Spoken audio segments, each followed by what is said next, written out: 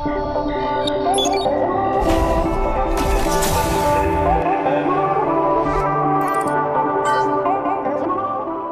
nonton videonya, udah pada cuci tangan belum? Pause dulu video ini. Cuci tangan yang bersih. Pakai sabun. Cuci tangan yang bersih pakai sabun. Ayo, kita tungguin. Dan kalau kalian udah cuci tangan, Silakan lanjut nonton videonya. Silakan nonton videonya. Nontonnya di rumah aja ya. Nontonnya di rumah aja ya. jangan kemana-mana. Jangan kemana-mana. Yuk, jaga kesehatan.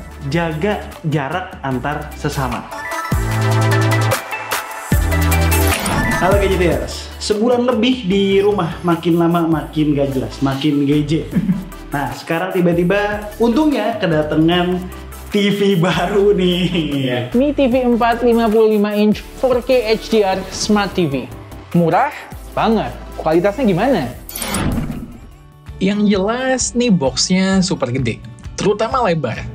Beratnya juga lumayan. TV-nya doang itu hampir 12,5 kilo. Di bagian depan box ada beberapa fitur dan aplikasi yang di-highlight. Yang penting buat gue udah Android TV, 4K, terus Netflix maupun Chromecast-nya udah built-in.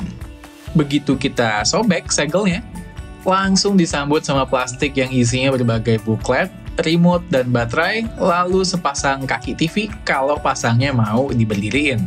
Terakhir, apalagi kalau bukan TV-nya yang masih kinyis-kinyis di dalam plastik. Bentar, dipasang dulu kaki-kakinya.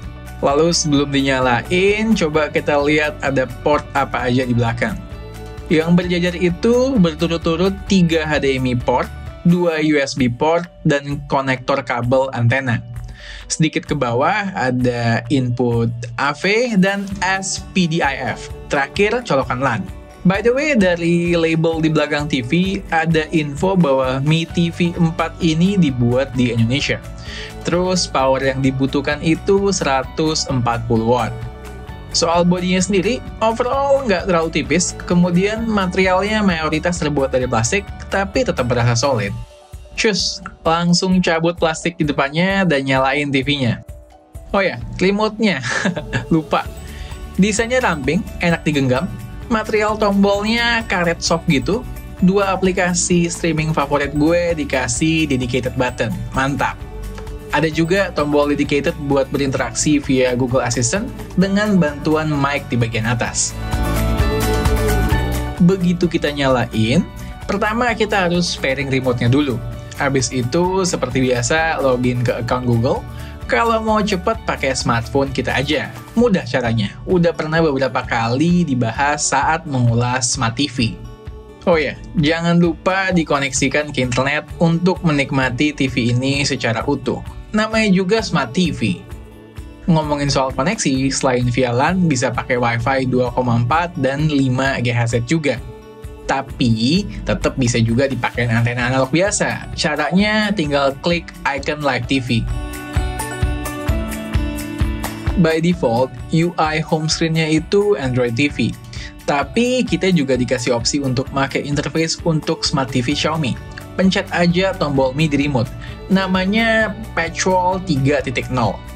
Konten di Patrol kalau gue lihat banyak banget, dan konten awalnya sudah di-customize buat audiens Indonesia. Lalu, aplikasi-aplikasi Play Store juga tetap bisa diakses kok dari UI ini. Gue perhatikan UI-nya juga mudah dimengerti navigasinya, jadi siapapun bisa mengoperasikannya, nggak pakai bingung. Balik lagi ke UI Android TV. Tampilannya basic, pakai base Android 9 dengan security patch Oktober 2019. Just info, buat TV emang belum ada Android 10. Di paling atas itu ada tab apps. Yang pertama kita mau coba Netflix karena udah mendukung 4K dan konten HDR. Tuh, ada simbolnya kan? Beneran jalan. Untuk 4K, yang penting ambil paket Netflix yang mendukung playback 4K. Ngomongin apps, kita bisa juga download berbagai aplikasi dari Play Store, tapi yang berat-berat ya nggak bisa. Buat nge-cast tampilan dari HP, seperti yang gue bilang, tinggal pakai Chromecast bawaan. Lanjut ke tab bawah lagi, banyak konten yang di-feed dari Patrol, dan aplikasi-aplikasi lainnya termasuk Spotify. Dari pengalaman nyobain TV ini, yang bisa gue sampaikan, Enak abis nonton di TV 55 inch. Gede pol, bezelnya tergolong tipis juga. Gambar yang tajam, saturasi warna yang memadai, brightness-nya mencapai 330 nits alias terang, viewing angle-nya pun aman, output stereo speaker-nya nggak cempreng, tapi emang bassnya nggak berasa.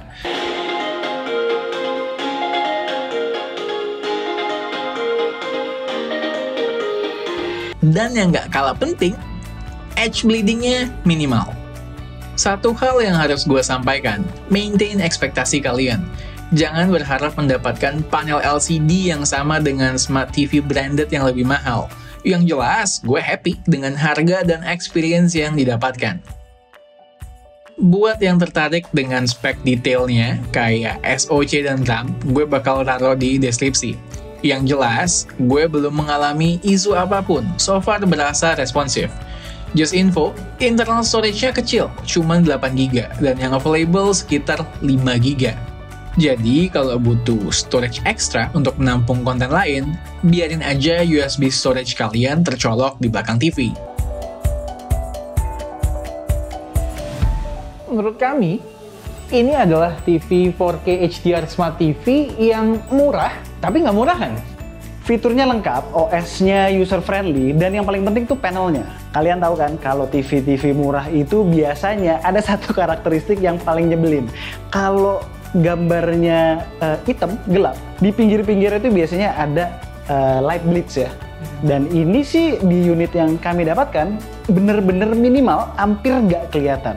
Ya, bottom line-nya, yang lo dapatkan lebih dari apa yang lo bayarkan. As always, kalau kalian suka dengan video ini, boleh klik like, share, dan subscribe. Jangan lupa nyalain icon bell di bawah, supaya kalau ada video terbaru dari kami, kalian langsung tahu. Kalau mau tanya-tanya mengenai Mi TV 4 55 inch, boleh drop komen di bawah. Dan tunggu racun-racun kami yang berikutnya. Bye guys!